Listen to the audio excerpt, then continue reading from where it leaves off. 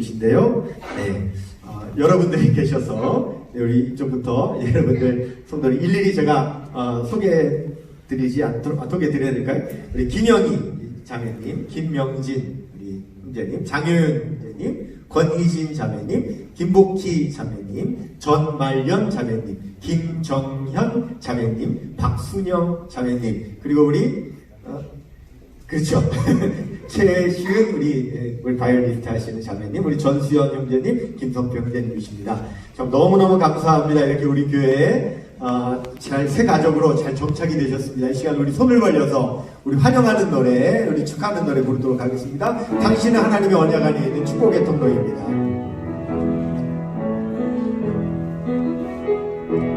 당신은 하나님의 언약 안에 있는 축복의 통로, 당신을 통하여서 열방이 주께 돌아오게 되리. 잠깐 기도하겠습니다. 사랑의 주님, 우리 포항성결교회 이렇게 하나님 코로나의 어려운 중에도 함께 믿음 생활 하시려고 하나님께서 인도해 주심으로 우리 교회 등록하시고 또 그동안의 모든 과정을 또 함께함으로 우리 교회의 가족으로서 아름답게 정착되신 우리 귀한 새가족들을 우리 모든 성도들과 함께 환영하며 축복하는 시간을 갖게 하시니 감사합니다. 앞으로 우리 함께 하나님 나라 영광을 위하여 함께 동행하는 아름다운 동행자요 동역자요 믿음의 그리스도의 가족 되게 하여 주시옵소서. 축복하오며 예수님의 이름으로 간절히 축복하며 기도하옵나이다. 아멘. 여러분 인사하실 때 큰 박수로 환영해 주시기 바랍니다. 찬양팀님 환영합니다. 자리해 주시기 바랍니다. 네, 자리해 주십시오. 감사합니다. 대중음악 장르 중에서 트로트가 대세인 것 알고 계시죠? 트로트가 인기가 많습니다. 어떻게 이렇게 트로트가 이런 인기를 얻을 수 있는가? 세상도 다 놀라고, 문화평론가들은 도대체 어떻게 이렇게 트로트가 인기를 얻을 수 있는가를 또 연구하고 분석해서 거기에 대한 이런 이유를 제시를 했습니다. 세 가지 이유가 있다는 거예요. 첫 번째, 트로트가 이렇게 인기 있는 이유는 사실은 한국인의 그 정서 DNA 속에는 트로트를 좋아하는 DNA가 있다는 겁니다. 그렇기 때문에 언제라도 이렇게 발현될 수 있었다. 때가 된 것이다. 그렇게 말을 합니다. 두 번째는요, 이 트로트가 시대에 발맞추어서 이게 젊은 트로트 인기 가수들이 많이 등장함으로 인해서 그런 트로트 인기 가수들 때문에 이렇게 또 트로트 인기가 상승된 것이다. 그렇게 말을 합니다. 요즘 여자 그 인기 가수도 있죠? 남자 젊은 가수들도 막 나오고 이렇게 노래를 부르죠? 그런 이유가 있다. 또 세 번째 이유는 트로트는 보통 중장년층에서 좋아하는데 이분들이 예전에는 대중문화 이런 것을 즐기는데 그렇게 많은 돈을 쓰지도 않고 소극적이었지만 요즘은 젊은 친구들이 아이돌에 환호하고 팬덤을 형성하는 것처럼 요즘은 중년 이상의 세대들도 자기들의 그 대중문화를 즐기는 일에 돈을 쓰고 심지어는 한 인기 가수를 쫓아다니는 팬덤을 형성하고 하는 또 그런 문화가 이런 트로트의 인기를 견인했다. 그런 평가를 내립니다. 평생을 무명 가수로 살아오다가 60이 넘은 나이가 되어서 최근에 큰 인기를 끌고 있는 한 트로트 가수가 무대에서 상을 받게 됐습니다. 그때 사회자가 물었어요. 이렇게 트로트가 인기를 얻고 당신이 이렇게 인기를 얻게 된 것을 실감하십니까? 소감이 어떠십니까? 그렇게 물었더니 이분이 눈시울을 붉히면서 하는 말이, 같은 대중음악 장르의 가수이지만 트로트를 부른다는 이유로 어디에 가든 항상 B급 가수 대우를 받고 항상 서러웠었는데, 그렇지만 지난 30년 동안 저는 단 하루도 잊지 않았습니다. 분명히 내가 부르는 이 노래가, 이 장르가 인기 있는 그런 시대가 올 것이다. 그렇게 참고 인내하며 기다렸더니 드디어 오늘이 왔습니다. 트로트를 사랑해 주시는 모든 국민 여러분 감사합니다. 그렇게 인사를 했습니다. 그가 한 소감 가운데 단 한 단어가 많은 사람들의 마음에 공감과 감동을 일으켰는데 그 말이 무엇이냐면 기다렸다는 말입니다. 무려 30년 동안이나 나는 오늘이 올 것을 믿고 기다렸더니 드디어 오늘이 오게 되었다라고 하는 말입니다. 여러분, 우리가 인생을 살면서 반드시 숙명적으로 겪어야 되는 일이 뭐냐? 기다림입니다. 우리는 인생의 많은 시간을 기다리는 데 사용하죠. 근데 여러분, 이 기다림이라고 하는 것은 우리의 감정인데 이 기다림의 감정은 분류를 해보면 좋은 감정 쪽으로 분류되는 것이 아니라 불편한 감정, 고통스러운 감정 쪽으로 분류가 됩니다. 왜냐하면 기다림이라고 하는 것은 아직 내 안에 있는 욕구가 소원이 이루어지지 않은 상태이기 때문에 불편하거나 고통스러운 감정으로 그렇게 여겨집니다. 여러분, 가장 좋은 기다림이라고 하면 어떤 기다림을 말하는가? 보통 사랑하는 사람을 기다리는 것을 말합니다. 사랑하는 사람을 기다릴 때는 설레고 좋다는 거예요. 근데 여러분요, 아무리 사랑하는 사람을 기다려도요, 약속 시간이 지났는데 5분, 10분, 15분 안 나타나면 여전히 설레는 것이 아니라 불안하기 시작하고 초조해지기 시작하는 거예요. 마음 안에 불편한 감정들이 올라오기 시작하는 거예요. 여러분, 약속 시간을 정해놓고 기다리는데도 기다림이 불편하고 고통스럽다면, 하물며 기약 없는 기다림을 한다면 얼마나 마음이 불편하고 힘들겠어요. 우리나라 사람들이 가장 좋아하는 가곡 중에, 손꼽히는 가곡 중에 기다리는 마음이라고 하는 노래가 있어요. 일출봉에 해 뜨거든 나를 불러줘. 월출봉에 달 뜨거든 나를 불러줘.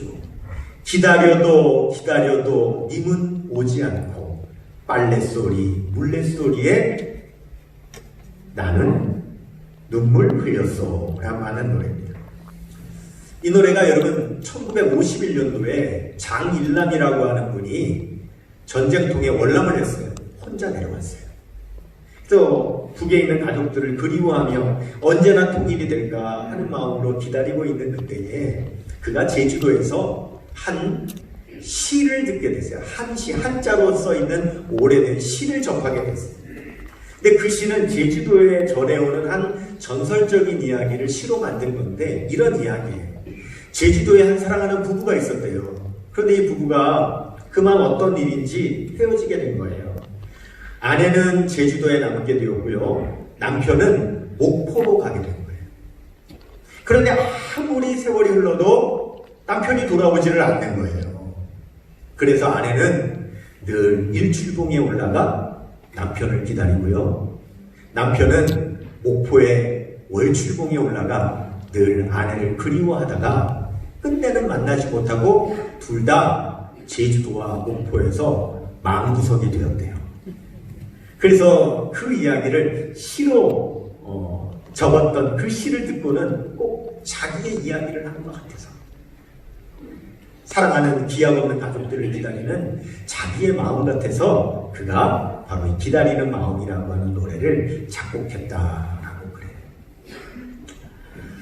여러분, 기다림은 참 우리에게 조급한 마음이 들게 하고 불안하게 하고 또 우리의 마음을 힘들게 하는 것이기 때문에 사람들은 그렇게 기다리는 것을 좋아하지 않아요. 그래서 어떻게 하면 이 기다림을 끝낼 수 있을까? 내가 이렇게 가만히 기다려도 되는 것일까? 뭔가 이 기다림을 끝내기 위해서 내가 뭔가를 해야 되는 것이 아닌가라고 조급하게 자꾸 서둘러서 뭔가를 하려고 하는 경향이 있어요. 근데 여러분, 자칫 잘못하면 우리가 기다리지 못하고 조급하게 무엇인가를 성급하게 일을 저지르면 그것이 도리어 실수가 되는 경우도 많고 도리어 일을 그르치게 되는 경우도 있어요. 사무엘상 13장에 보면 사울 왕 시대에 하루는 블레셋 군대가 쳐들어왔다고 하는 소식을 들어요. 그 당시에는 정규군이 있는 것이 아니라 백성들이 농사를 짓다가 소집을 하면 예비군처럼 곡괭이를 들고 전쟁터로 달려나오던 그런 시대였어요. 사울 왕이 군대를 소집했어요. 백성들이 농사를 짓다 말고 전쟁터로 모여들었어요. 밭에서 갈던 곡괭이를 들고 싸우겠다고 달려와서 보니까 상대편에 있는 블레셋 군대가 너무너무 강력한 거예요. 병거가 수만 대요. 마병이 수천 명이요. 군인들이 수십만 명이 모여있는 거예요. 그 모습을 보자 이 백성들이 놀라고 두려워가지고 슬금슬금 도망치기를 시작합니다. 군인들이 빠져나가기 시작하니까 사울 왕이 마음이 급해졌어요. 빨리 전쟁을 해야 될 거 봐요. 근데 문제가 뭐냐면 이스라엘이라고 하는 나라는 하나님의 명령이 있는데 전쟁하기 전에 반드시 먼저 하나님께 제사부터 드려야 돼요. 하나님을 의지하는 거죠. 그리고 제사를 드린 다음에 제사장을 이 하나님 앞에 물어야 돼요. 하나님, 전쟁에 나가서 싸우리까 아니면 후퇴를 하리까? 그래서 하나님의 명령을 받고 전쟁터에 나가야 되는 것이 이스라엘의 하나님 명령이에요. 그런데 제사를 드려야 되는 사무엘 선지자가 오지를 않는 거예요. 지금 백성들이 흩어지기 전에, 도망가기 전에 빨리 전쟁을 시작해야 될 텐데 이 사무엘 선지자가 오지를 않으니까 이 사울왕이 그만 마음이 조급해져가지고 세상에 자기가 드릴 수 없음에도 불구하고 자기가 제사를 드려버렸어요. 그리고 제사가 끝난 직후에 사무엘 선지자가 도착했어요. 와보니 제사를 이미 드린 거예요. 왕이 물었지 어떻게 된 일입니까? 그랬더니 당신은 오지 않고 백성들은 흩어지고 있어서 내가 마음이 두려워, 내가 마음이 조급하여 이렇게 먼저 제사를 드렸습니다. 그때 사무엘 선지자가 하나님의 감동을 받아 사울 왕에게 예언을 해요.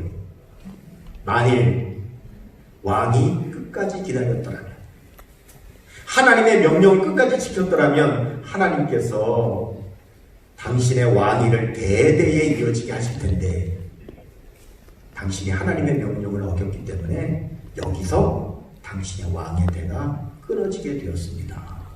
그렇게 예언을 합니다. 여러분, 사울왕이 왜 기다리지 못한 걸까요? 조금만 더 기다렸으면 됐을걸. 제사 지냈는데 한나절이 걸리지 않는데 반나절이 걸리지 않는데 조금만 더 기다렸으면 될 것을 왜 이렇게 조급하고 성급하게 자기가 제사를 드려서 이런 어려움을 겪게 된 겁니까? 사울왕의 마음 가운데 두려움이 있었기 때문에 그래요. 여러분, 이 기다림이라고 하는 것은요, 이 두려움과 관련이 있어요.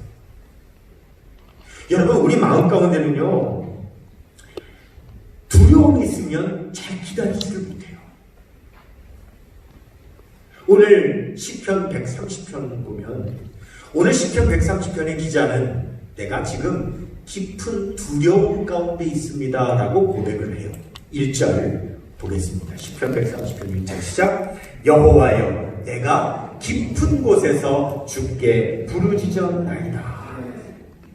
내가 지금 깊은 곳에 있다라고 하는 표현은 지금 내가 심히 두려움 가운데 있습니다 라고 하는 그러한 표현이에요. 왜 두려운가? 오늘 말씀을 깊이 묵상해보면 이 시편 기자가 지금 두 가지 사실을 깨닫고 있어요. 첫 번째 뭐냐? 내가 지금 큰 죄악 가운데 있다는 것을 깨달아요. 또 한 가지는 이 나라 민족도 큰 죄악 가운데 있다라고 하는 것을 깨달아요.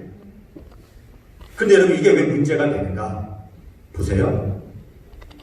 하나님께서 그 죄악을 보시는 공의의 하나님이라는 것을 알았기 때문에 두려운 거예요.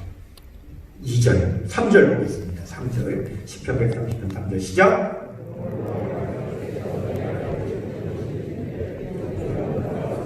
그렇죠. 하나님께서 죄악을 보시는 하나님이기 때문에 내가 죄가 있다는 사실, 내 민족이 지금 우리 민족이 죄를 지었다는 사실이 너무너무 두려운 거예요. 하나님의 심판이 있기 때문에. 하지만 이 시편 기자는 한 가지 사실을 또 깨닫는데 그것은 무엇이냐? 하나님은 우리의 죄악만 보시는 공의의 하나님이 아니라 우리가 비록 죄를 지었지만, 우리 민족이 죄를 지었지만 하나님께 회개하기만 하면 하나님은 사랑의 하나님이시라 우리의 죄를 다 사유하시는, 용서하시는 분이라는 사실 또한 깨달았습니다. 여러분 4절 보겠습니다. 시작. 그러나 사유하심이 주께 있음은 주를 경외하게 하심이니이다. 그러니까 이 사실을 깨달으니까 이 두려움 가운데 이 시편 기자가 뭘 해야 되겠습니까? 하나님께 부르짖어 기도하는 거죠. 하나님 용서해 주세요. 나의 죄악을 용서해 주세요.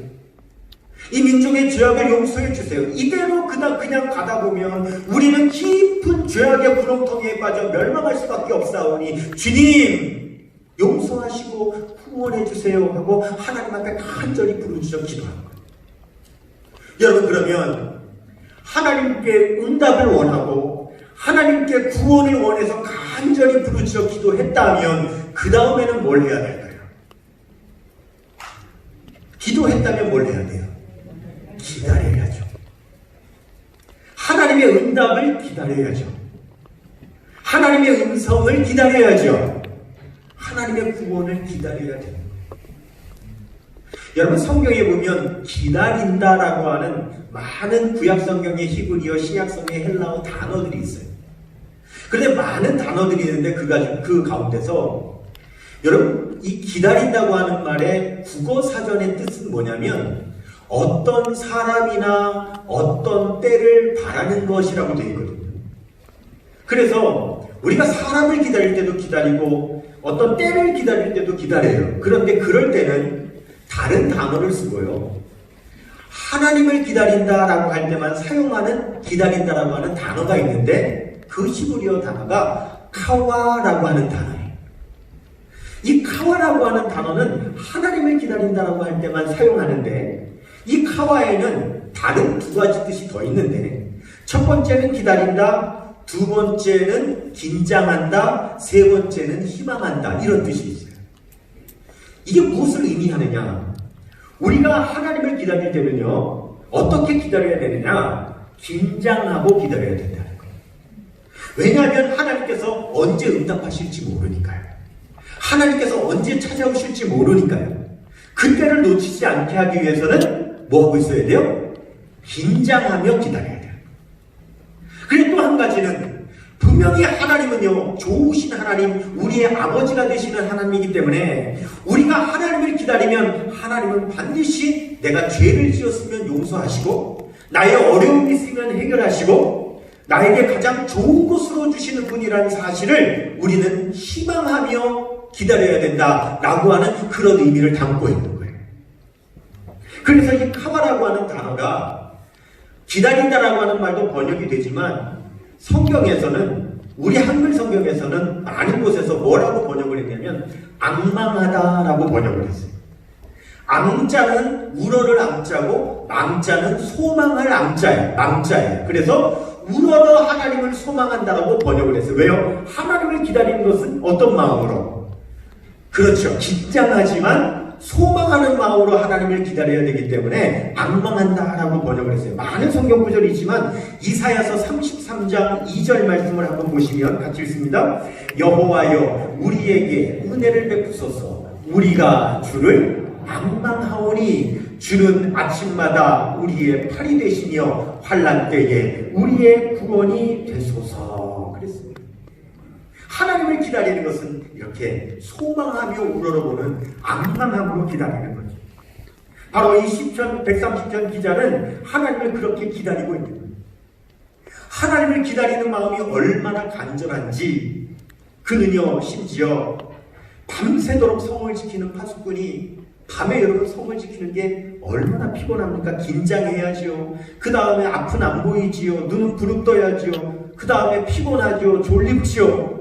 언제 교대합니까? 날이 밝아야 교대를 하니까.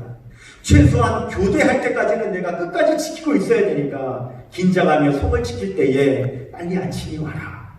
그래서 빨리 교대했으면 좋겠다. 파수꾼이 그렇게 아침이 오기를 기다리는 그 간절한 기다림보다 내가 하나님을 기다리는 그 기다림이 더 간절합니다 라고 오늘 고백하고 있습니다. 5절 6절 같이 봅니다. 시작. 나 곧 내 영혼이 여호와를 기다리며 나는 주의 말씀을 바라는도다. 파수꾼이 아침을 기다림보다 내 영혼이 주를 더 기다리나니 참으로 파수꾼이 아침을 기다림보다 더하도다. 하나님을 기다리는 그 기다림이 너무 간절하다는 거예요. 왜 이렇게 하나님을 기다릴까요? 하나님을 기다리면 분명히 하나님께서 나를 좋게 해주실 것이기 때문에. 여러분, 사진 작가들이 가장 많이 받는 흔한 질문이 뭔지 아세요? 어떻게 하면 사진을 잘 찍습니까? 어떻게 하면 좋은 사진을 찍습니까? 라고 하는 질문을 제일 흔하게 받는데요. 그럴 때마다 대답하는 사진 작가들의 질문도 아주 흔합니다. 늘 이렇게 대답한다고 합니다. 기다리면 좋은 사진을 찍을 수 있습니다. 기다리면 좋은 장면을 얻을 수 있습니다. 이것이 사진 작가들의 말이라고 해요. 그래서 사진학에서는 이것을 뭐라고 하느냐? 기다림의 미학이다 그래요. 기다림으로 아름다운 것을 얻을 수 있다라고 하는 거예요. 그렇습니다. 여러분, 기다림의 아름다움은 좋은 것을 얻는 거예요. 우리가 하나님을 기다리는 그 기다림의 아름다움은 어디에 있느냐? 하나님께로부터 좋은 것을 얻는 거예요. 야고보서 5장 7절 말씀입니다. 시작. 그러므로 형제들아, 주께서 강림이 하시기까지 길이 참으라. 보라, 농부가 땅에서 나는 귀한 열매를 바라고 길이 참아 이른 비와 늦은 비를 기다리라. 여러분, 농부가 기다리는 것은 좋은 열매를 얻기 위해서 기다려요.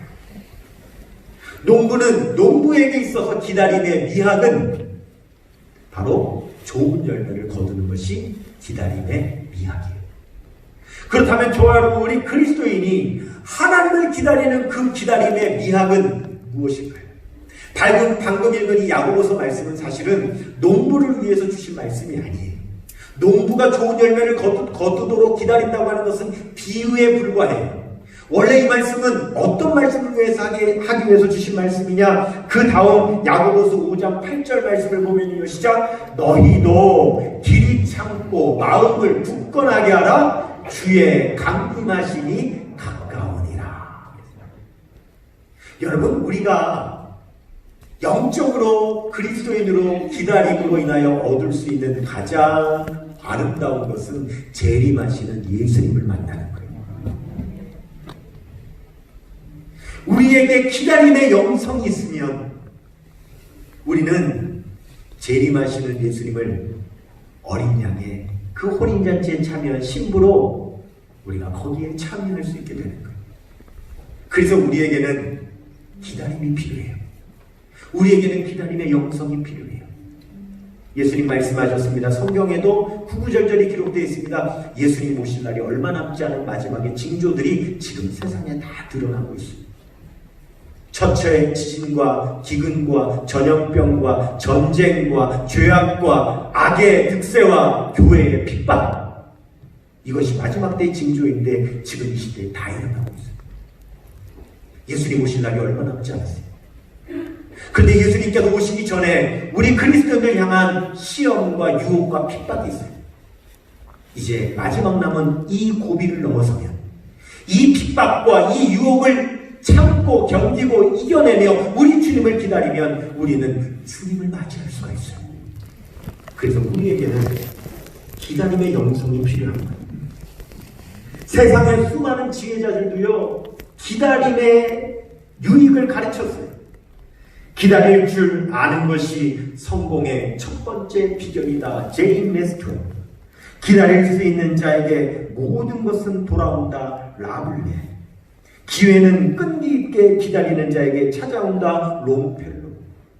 여러분, 세상의 일에서도 기다림으로 좋은 것을 얻을진데 하물며 우리 그리스도인들이 하나님을 기다림이야말로 여러분 얼마나 좋은 것을 얻을 것이며 우리에게 얼마나 필요한 영성인가 라고 하는 거죠.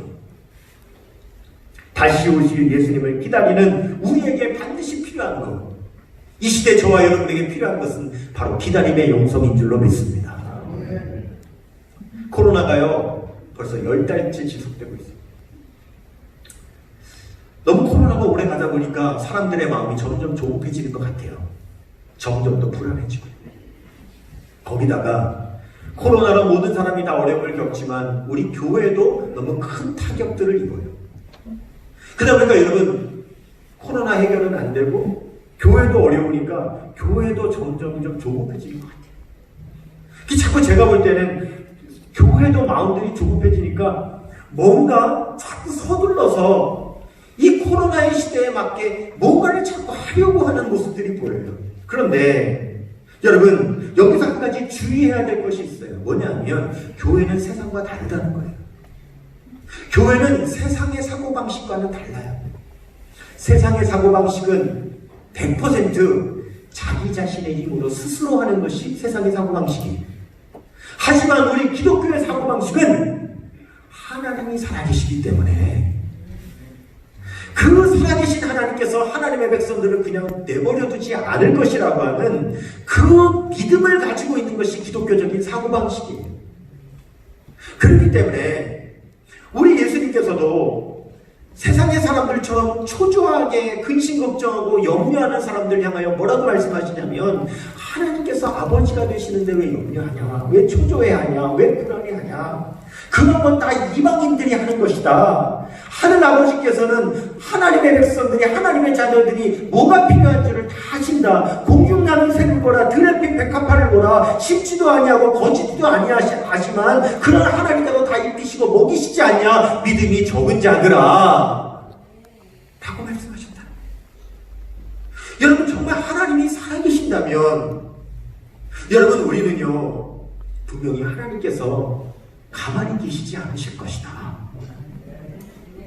이 어려운 때에 하나님께서 우리를 가만히 내버려주지 않을 것이라고 하는 믿음을 가지고 조급해하지 말고 성급해하지 말고 하나님께 기다리는 마음이 우리에게 필요하다는 거예요.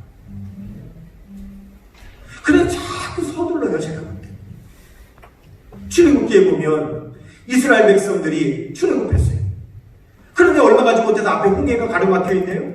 뒤에서는 애국 군대가 추격해 옵니다. 애국 군대가 따라붙을 시간이 얼마 남지 않았어요. 점점 마음이 조급해지는 거죠. 그러자 이스라엘 백성들은 어떻게 합니까? 하나님을 원망하기 시작하고 모세에게 자꾸 다급하게 뭐 좀 어떻게 해결책을 제시해봐라. 지금 시간이 얼마 남지 않았다. 조급하니까 자꾸 뭘 해보라고 그러는 거예요. 자꾸 뭘 해보라고.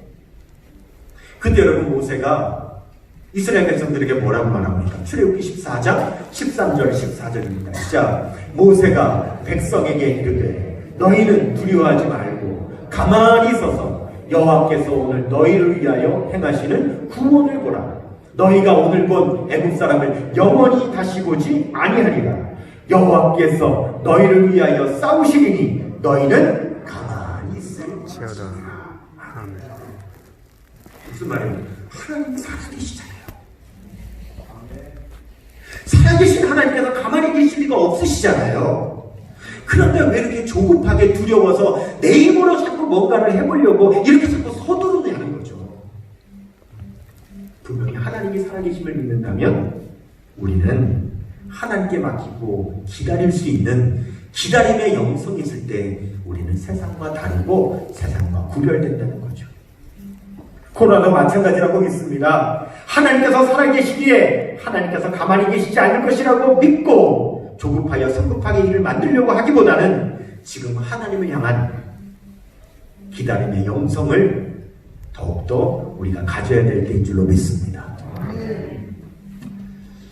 저는요 아직 필사 다 못했어요. 시편을요. 열심히 하고는 있는데 틈틈이 하다 보니까 아직도 한 40편 정도 남은 것 같아요. 한 110편 정도 쓴 것 같아요. 걱정이에요. 다음 주 전시회 때까지 다 쓸 수 있을까 마음이 조급해요.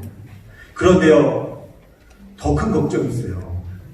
지금 110편을 썼는데 아시는 분은 아실 거예요. 앞으로요 시편 119편이 남아있어요.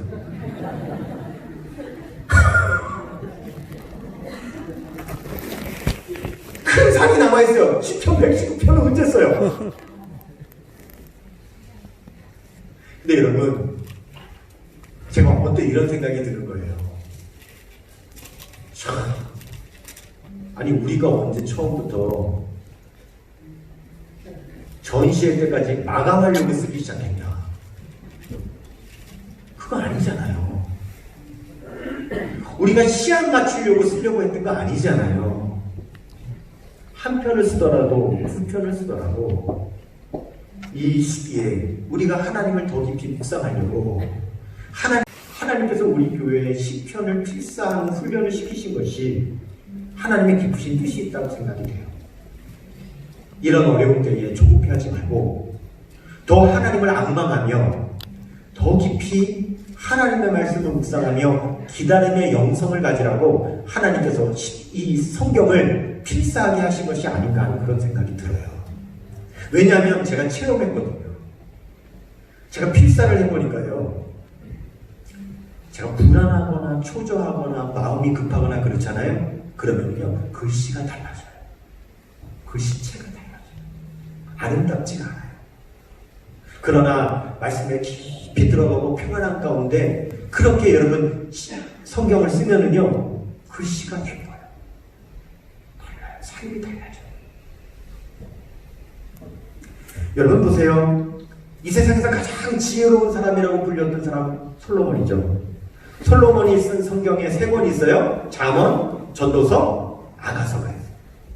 그런데 이 3권의 그 성경은요. 솔로몬이 젊은 날에는 사랑의 심취에서 아가서를 썼다고 하고요. 중년에는 지혜의 심취에서 잠언을 썼다고 하고요. 노년에는 시간의 심취에서 전도서를 썼다 그래요. 그래서 이 전도서를 보면 시간에 관한 묵상으로 가득한데 그 중에 솔로몬은 시간에 대해서 이렇게 기록하고 있어요. 전도서 3장 1절에 같이 봅니다. 시작. 범사에 기한이 있고 천하 만사가 다 때가 있나니. 솔로몬이 깨달은 거예요. 아, 천하 만사가 다 때가 있다. 서두른다고 조급해한다고 되는 것이 아니라 가장 적절한 때가 있다. 그러면 가장 적절한 때는 누가 어떻게 이루어 가시는가? 그것도 깨달았습니다. 3장 11절입니다. 시작. 하나님이 모든 것을 지으시되 때를 따라 아름답게 하셨고 또 사람들에게는 영혼을 사모하는 마음을 주셨느니라. 그러나 하나님이 하신 일의 시종을 사람으로 증명할 수 없게 하셨도다. 하나님께서 때를 따라 아름답게 해놓으셨다. 그런데 어느 때가 어떤지는 우리는 모른다. 하나님만 아신다. 그러면 우리는 어떻게 해야 될 것인가? 하나님께서 이루실 때를 기다리면 된다. 그걸 깨닫습니다. 14절입니다. 시작. 하나님께서 행하시는 모든 것은 영원히 있을 것이라. 그 위에 더할 수도 없고 그것에서 덜할 수도 없나니 하나님이 이같이 행하심은 사람들이 그의 앞에서 경외하게 하려 하심인 줄을 내가 알았다. 여러분, 내가 조급하다고, 내가 여러분 두렵다고, 내가 급하다고 더할 수도 없고 덜할 수도 없다. 우리는 하나님을 경외하며 하나님의 때를 기다리면 된다. 여러분, 보통 우리는요, 때에 대한 평가를 하죠. 우리 스스로. 지금은 좋은 때야. 지금은 안 좋은 때야. 우리 스스로 평가를 해요. 그렇지만 지나고 보면은 어땠죠? 좋은 때라고 여겨졌던 때가 늘 좋은 때만은 아니었었어요. 지금은 때가 아니야. 지금은 나빠라고 생각했던 때가 지나고 보면 또 늘 나쁜 때는 아니었었어요.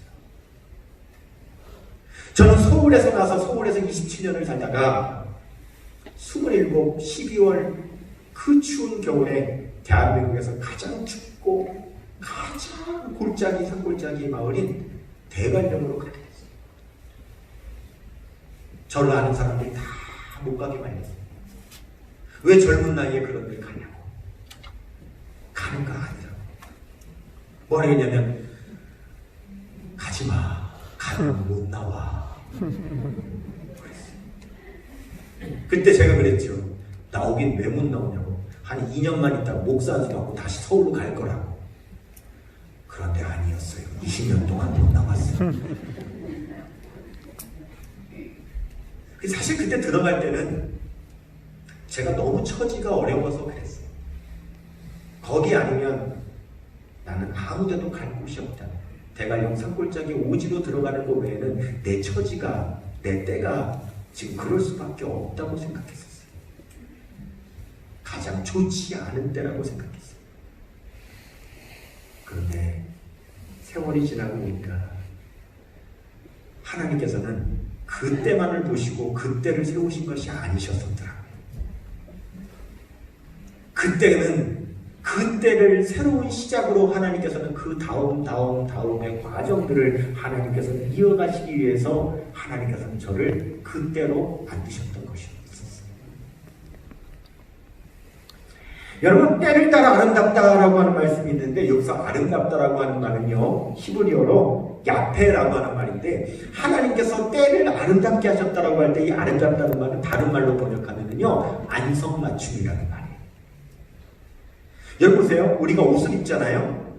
여러분, 우리가 옷을 입을 때 우리를 제일 아름답게 해줄 수 있는 옷은 어떤 옷인 줄 아세요? 그 옷은요 맞춤 옷이에요. 기성복은요 마네킹한테 걸어놨을 때 아무리 예뻐 보여도 내가 입었을 때 안 이쁠 수가 있어요. 마네킹의 몸매는요 거의 바비 인형 수준이거든요. 근데 그때 예뻤다고 내 몸에 맞췄다고 그 옷이 절대 아름다울 수가 없는 거예요. 내 몸에 가장 아름답게 맞춘 옷이 제일 아름다운 옷이에요. 그래서 기성복은 싸고 맞춤복은 비싼 거예요. 근데 여러분, 이 기성복은요 그냥 바로 살 수 있어요. 하지만 맞춤복은 맞췄으면 그 옷이 다 만들어질 때까지 기다려야 되는 거예요. 때를 따라 아름답게 하셨다는 것은 기성복이 아니라 맞춤복이라고 말씀하시는 거예요. 우리의 때를 하나님께서 맞추어 주시기 때문에 우리의 때가 아름다운 때가 되기 위해서는 하나님께서 그 맞춤복을 다 맞추어 주실 때까지는 우리가 기다려야 된다는 걸 말씀하고 있는 거예요. 기다리면 우리는 아름다운 때를 맞이할 수 있게 되는 겁니다. 여러분, 솔로몬이 전도서에서 그 때에 따라 때에 관한 말씀을 하신 그 3장 너무 중요하니까 오늘 잠깐 한번 펼쳐보면 좋을 것 같은데, 여러분 성경 조금만 뒤로 넘겨보시면 구약 성경 950페이지, 맨 위에 페이지로 950페이지에 보면 전도서 3장이 나오는데요. 거기 한번 펴보시면은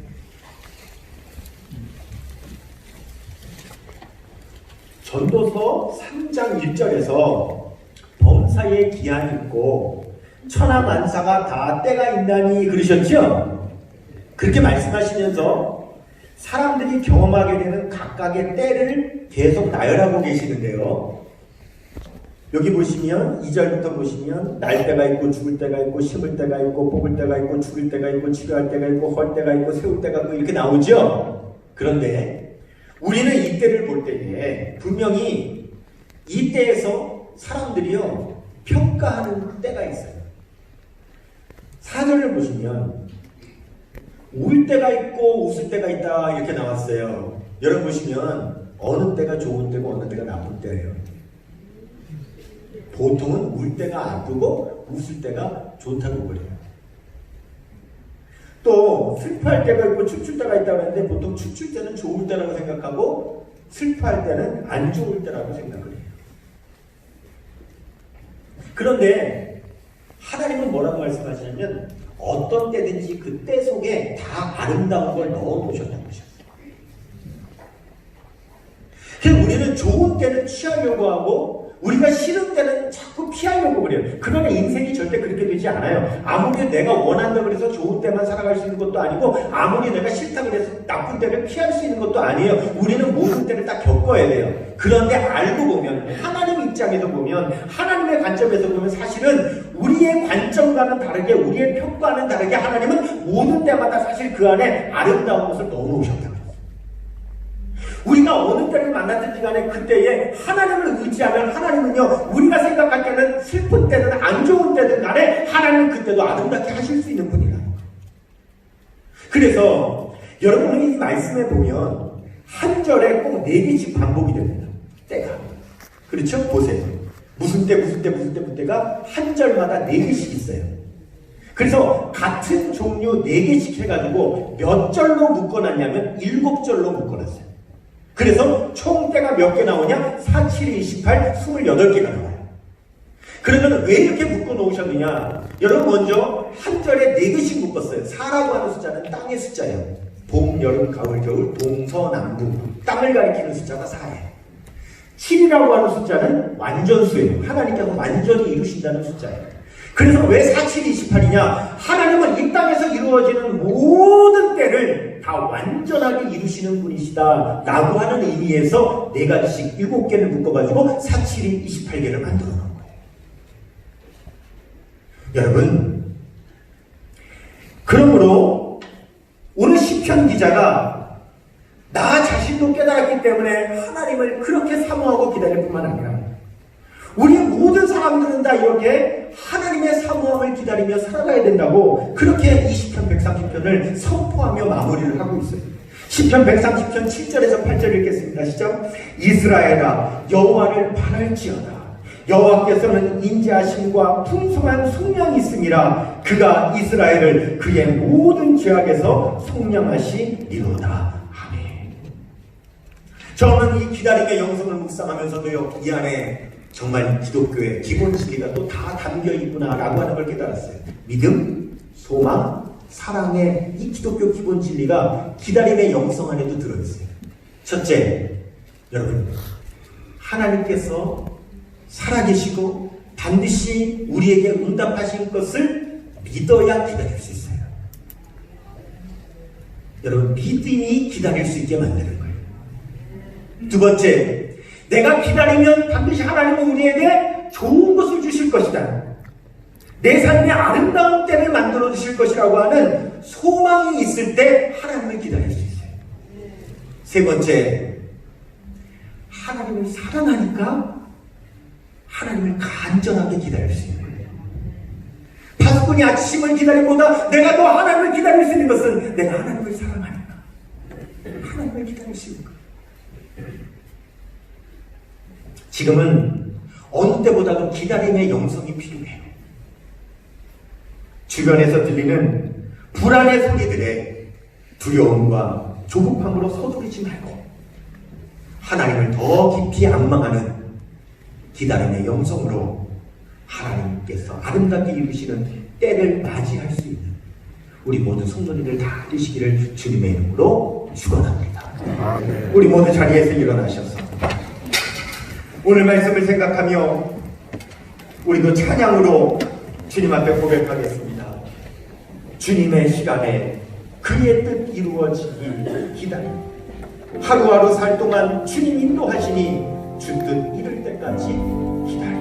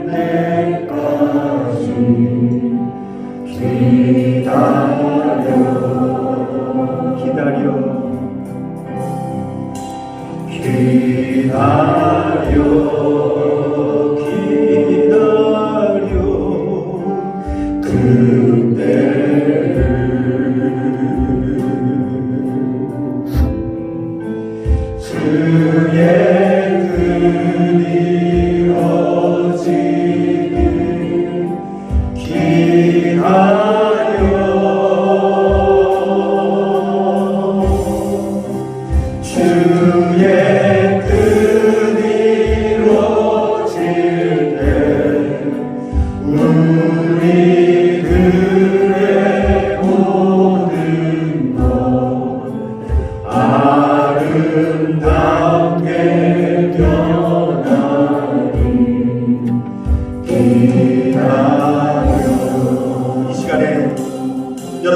기도하는 마음이 있다면 가슴에 손을 얹으시고, 치유받기 원하는 부분이 있다면 아픈 위에 손을 얹으시고, 분명히 살아계시기에, 우리 아버지가 되시기에 우리가 부르짖어 기도하면 좋은 곳으로 응답하시고 우리의 때를 아름답게 하실 주님을 믿고 소망하며 사랑으로 기다리겠습니다.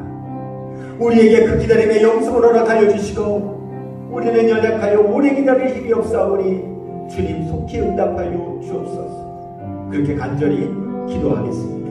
사랑과 은혜가 주어나시는 하나님 아버지, 오늘 하나님 아버지 예배 가운데 주님의 말씀을 들었습니다. 사모합니다. 주님을 의지합니다. 이 시간에 오 하나님 아버지, 하나님 기다립니다. 우리에게 하나님 아버지 기다립니다. 오 할렐루야 아버지 하나님, 주님을 소망하게 하여 주옵소서. 주님을 더 사랑하게 하여 주시옵소서. 우리의 때를 아름답게 바꾸실 주여, 코로나의 때조차도 아름답게 바꾸실 주님을 찬양합니다. 오 주님 사랑합니다. 주님 기다립니다. 오 주님 임하시옵소서. 응답하시옵소서. 역사하여 주옵소서. 치료하여 주시옵소서. 오 아버지 하나님 감사합니다. 이 시간에 하나님 기다리며 사모하는 우리 주의 백성들에게 오 할렐루야 아버지 하나님이여 응답하여 주옵소서. 소원의 앞으로 인도하여 주옵소서. 치료하여 주시옵소서. 주님 기다립니다. 역사하여 주옵소서. 감사합니다. 그렇습니다. 주님 믿습니다. 주님 소망합니다. 주님 사랑합니다. 우리들에게 더 기다림의 영성을 허락하여 주시고 우리가 기다리면 반드시 우리의 때를 아름다운 때로 만들어 주시는 주님의 그 놀라우신 은혜를 사모합니다. 소원 있어 가슴에 손을 얹어 싸우니 소원의 항구로 인도하여 주옵소서. 아픈 부위가 있어 아픈 부위에 손 얹어 싸우니 치료하여 주옵소서. 나사렛 예수 그리스도 우리 주님의 이름으로 명하노니 가슴에 손을 얹은 성도들마다 소원이 이루어질지어다. 아픈 부위가 있어 아픈 부위에 손을 얹은 성도들마다 치유될지어다. 지금은 우리의 구주가 되시는 예수 그리스도의 은혜와 하나님 아버지의 극진하신 사랑하심과 성령님의 감화 감동인도 교통하심의 역사가 주님께서 이루실 때를 기다리는 기다림의 영성으로 승리하기를 소원합니다. 주의 백성들의 삶과 가진 발도와 몸된 교회 위에 이제로부터 영원토록 함께 하시기를 간절히 축원하옵나이다.